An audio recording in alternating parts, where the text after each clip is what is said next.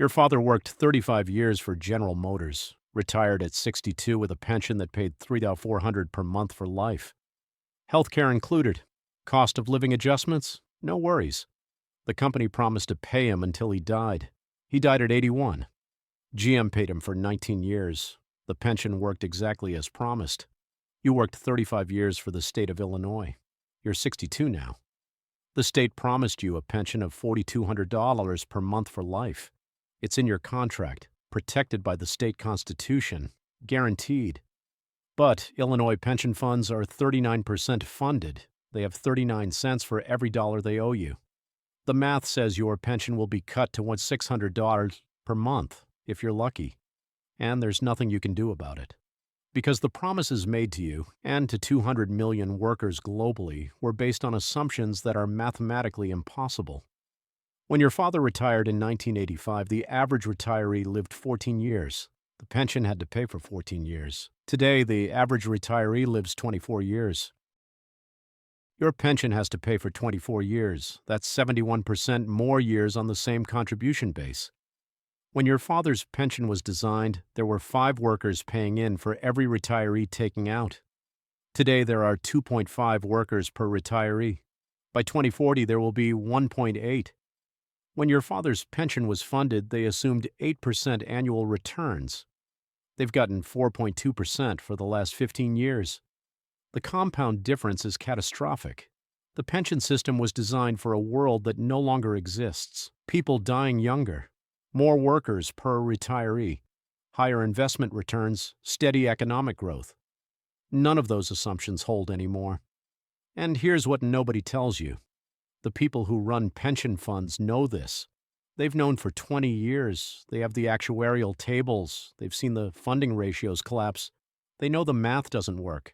But they keep making promises anyway, because telling the truth means riots, lawsuits, and political suicide. So they hide it. Use optimistic return assumptions. Push insolvency into the future. Hope someone else deals with the collapse. And the collapse is coming, because there are 38 trillion in pension promises globally, but only 22 trillion in assets, and the gap grows by 1 trillion per year. Let me show you the 3 moments when the pension system was broken, why the math makes collapse inevitable, and what happens to your retirement when the promises vanish. Breaking point 1. 1950s. The promise based on dying at 68. After World War II, corporations and governments started offering pensions as standard benefits. The deal was simple. Work for 30 years, retire at 62, receive a monthly payment for life. In 1950, this seemed reasonable. Life expectancy at age 62 was 76. The average retiree would collect a pension for 14 years. The actuaries could calculate the cost precisely. 30 years of contributions, 14 years of payments. Corporations funded pensions based on this math. For every worker, they set aside enough money to pay 14 years of retirement benefits. They assumed 6% annual returns on invested pension funds. The numbers worked. General Motors, Ford, AT&T, IBM, every major corporation offered pensions. It was a selling point. Work here for 30 years will take care of you forever. State governments did the same. Teachers, police, firefighters, public employees. Everyone got pension promises based on dying at 76. But then something unexpected happened. People stopped dying at 76. Medical advances improved. Healthcare got better. People lived longer. By 1980, life expectancy at 62 was 80. By 2000, it was 84. Today, it's 86. The average retiree now collects pension payments for 24 years, not 14. That's 71% more years. And nobody increased the contributions to match. Here's the mechanism that breaks the math. A pension fund sets aside $400,000 to pay a retiree $28,000 per year for 14 years, assuming 6% returns. The math works perfectly. The $400,000 grows and pays out, and the fund ends with 0 at year 14. But if that retiree lives 24 years instead of 14, the fund runs out of money at year 18. For the final 6 years, the pension fund has nothing. They're paying from current contributions, not from invested assets. Multiply this across millions of retirees, and the shortfall becomes trillions. And it gets worse, because as people live longer, there are more retirees collecting and fewer workers contributing. In 1950, there were 16 workers per retiree in the U.S. Each worker's contribution only had to support 1/16 of one retiree's benefit. By 2000, there were 3.4 workers per retiree. Each worker's contribution had to support nearly 1/3 of a retiree's benefit. Today, there are 2.5 workers per retiree. By 2040, there will be 1.8. The math is brutal. Fewer workers contributing, more retirees collecting, each retiree collecting for longer. The pension promises made in the 1950s were based on demographics and life expectancy that no longer exist. But the promises are still valid. The obligations still exist. Corporations and governments are trapped paying benefits calculated for 14 years to retirees who live 24 years, with half as many workers contributing. It's mathematically impossible. Breaking Point 2, 1999-2008. The return assumption. Fraud by 1990, pension fund managers realized they had a problem. People were living longer. The worker-to-retiree ratio was declining. The obligations were growing faster than contributions. They needed a solution that didn't require raising contributions or cutting benefits. Both were politically impossible. So they found a different answer. Assume higher returns. In 1990, public pension funds assumed 7% annual returns. By 2000, they'd raised assumptions to 8%. Some assumed 8.5%. This sounds technical. Here's what it means in practice. If you assume 8% returns instead of 6%, you can claim your pension fund is better funded without actually having more money. The higher return assumption creates fictional future money that covers the gap. CalPERS, the California Public Employees Retirement System, the largest public pension in America, assumed 8.25% returns in 2000. This allowed them to claim they were 103% funded. They had more than enough money to meet obligations. But they didn't actually have more money, they just assumed they'd earn more. And based on that assumption, California increased pension benefits, gave retirees raises, added cost of living adjustments. The higher returns were supposed to pay for the increased benefits. Here's the problem. Markets don't deliver 8% every year. Returns are volatile. Some years up, some years down. From 2020-24, CalPERS averaged 5.8% annual returns, not 8.25%.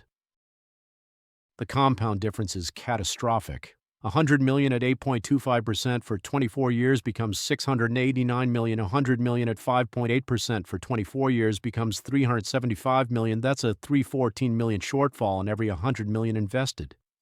CalPERS has $450 billion in assets. The return shortfall has cost them over $400 billion in missing returns over 24 years. And they're not unique. Every major pension fund made the same mistake. Illinois assumed 8% returns. They got 5.2% for 20 years. Illinois pensions are now 39% funded. New Jersey assumed 8.25% returns. They got 5.5%. New Jersey pensions are 44% funded. Kentucky assumed 7% returns. They got 4.8%. Kentucky pensions are 37% funded. The pattern is universal. Pension funds assumed returns the market couldn't deliver. Use those assumptions to increase benefits. Now they're catastrophically underfunded. And here's why they can't recover. Pension funds are paying out while they're investing. A 25-year-old's 401k can recover from market crashes. They have 40 years for the money to compound. A bad decade gets erased by a good decade. But pension funds are paying benefits every month. When the market crashes, they lose 30% of assets and simultaneously have to pay $1 billion per month to retirees. They're selling assets in the crash to make payments. They lock in the losses. They can't recover. 2008 proved this.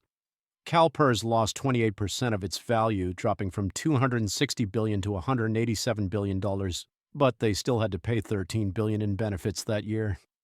They sold assets at the bottom, locked in losses. By the time markets recovered in 2012, they'd paid out another $50 billion. They never fully recovered. The return assumption fraud created obligations pension funds cannot possibly meet, and every fund manager knows it. But they keep using 7 to 8% assumptions because admitting the truth means admitting insolvency.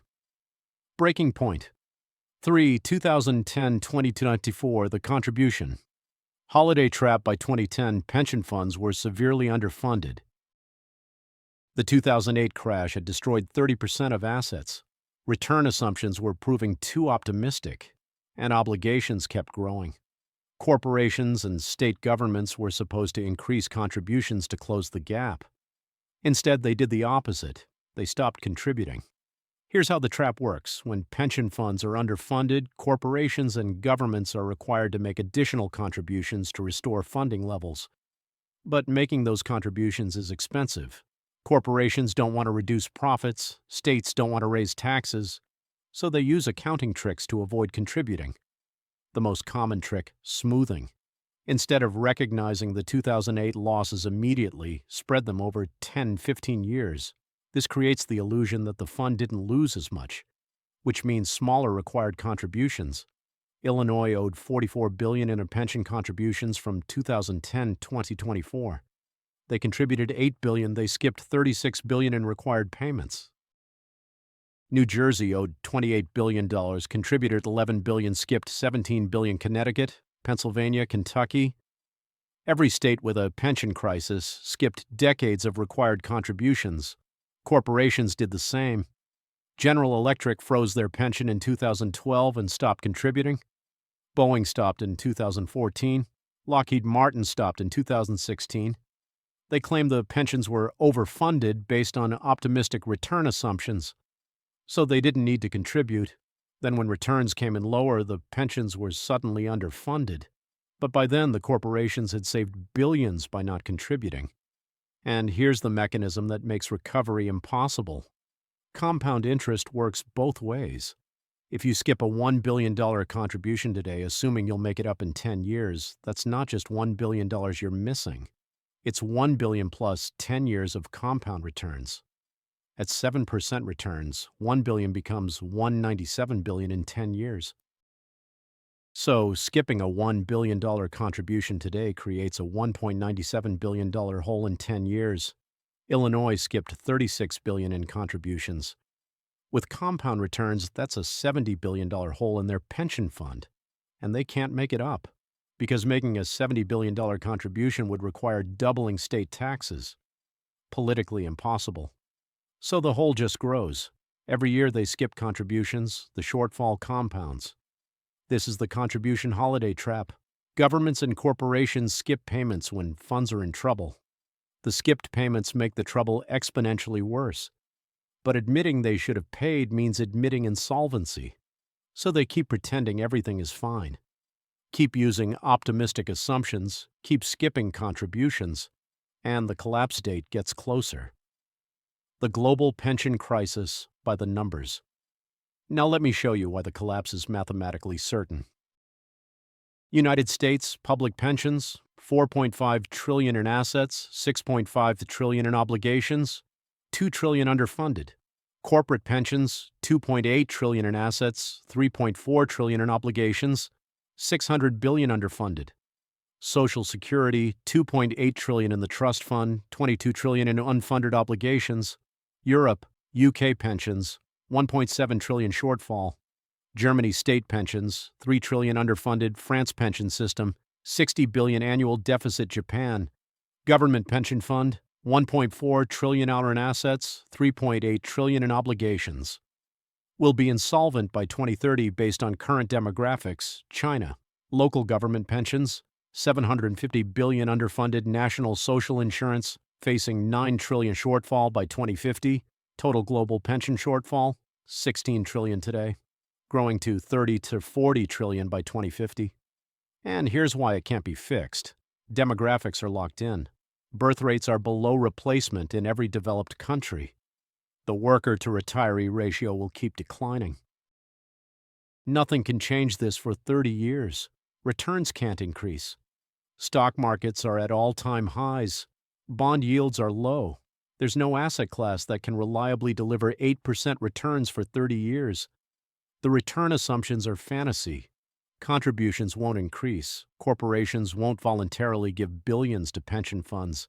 States can't raise taxes enough. Workers' wages aren't growing fast enough to increase contributions. Benefits can't be cut. Pension obligations are protected by contracts and constitutions. Courts have ruled repeatedly that promises must be kept. Cutting benefits requires bankruptcy. The math has no solution. The obligations exceed the assets by trillions, and the gap grows every year. What happens when pensions collapse? History shows us exactly what happens because it's happened before. Detroit, 2013, city declared bankruptcy. Pension obligations were $3.5 billion. Assets were $1.4 billion. Retirees' pensions were cut by 4.5% for general employees and 28% for police and fire. But the real cut was eliminating cost of living adjustments. With 3% annual inflation, a pension that doesn't increase loses 25% of purchasing power in 10 years. Central Falls, Rhode Island, 2011. Retirees saw pensions cut 50%. Someone promised $24,000 per year got $12,000. Pritchard, Alabama, 2009. City stopped paying pensions entirely for 6 months. Retirees got zero. No legal recourse. Greece, 2010-2015. Government cut pensions by 40% during the debt crisis. Retirees who'd been promised $200 per month got $720. Thousands became homeless. USSR collapsed 1991. Soviet pensions became worthless overnight. Retirees who'd worked 40 years got payments worth $2 per month due to hyperinflation. The pattern is consistent. When pension funds run out of money, benefits get cut. Retirees get 30 to 70 cents per dollar promised. And there's no bailout, because the numbers are too big. The U.S. federal government could theoretically bail out state pensions, but that's $2 trillion immediately, plus ongoing shortfalls. The federal government would need to add $2 trillion to national debt and commit to another $100 billion per year forever. Politically impossible. Fiscally impossible. So states will do what Detroit did, declare bankruptcy, cut pensions, and retirees will lose. The demographic death spiral. Here's what makes the collapse inevitable. Demographics are locked in for 30 years. Birth rates in developed countries, U.S., 1.60 cell below replacement of 2.1. Japan, 1.26, Italy, 1.24, South Korea, 0.72. These rates mean fewer workers entering the workforce over the next 30 years. Meanwhile, the baby boom generation is retiring. 10,000 Americans turn 65 every day. They'll all be retired by 2030. Japan is the warning. By 2040, Japan will have 1.5 workers per retiree. Each worker's pension contribution has to support 2/3 of a retiree's benefit. It's mathematically impossible. Even if contributions doubled, it wouldn't be enough, and you can't fix demographics quickly. If birth rates doubled tomorrow, those babies wouldn't enter the workforce for 20 years. The next 30 years are locked in. The worker-to-retiree ratio will decline. Pension contributions per retiree will decline. The shortfalls will grow. The truth they won't tell you: you were promised a pension. The promise is in your contract, protected by law, guaranteed by the state constitution. But the money isn't there. The math doesn't work. And the people who made the promises knew it was unsustainable. They promised 30 years of payments based on retirees dying at 68. You'll live to 88. They promised benefits funded by 8% returns. The market delivered 5%. They promised to make contributions. They skipped 40% of required payments.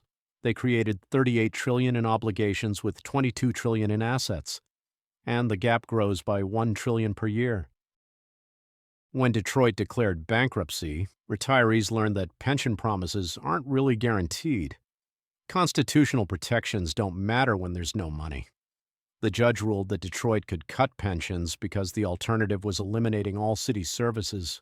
Retirees took 4 to 28% cuts because the money simply didn't exist.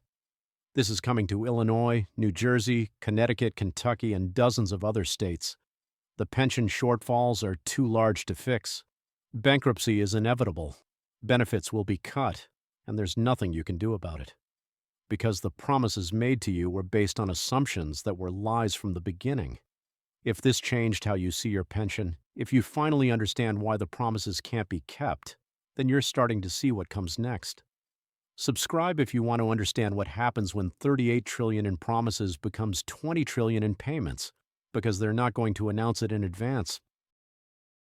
They're going to keep using 7% return assumptions and pretending everything is fine, until the day they declare bankruptcy and cut your pension by 40%.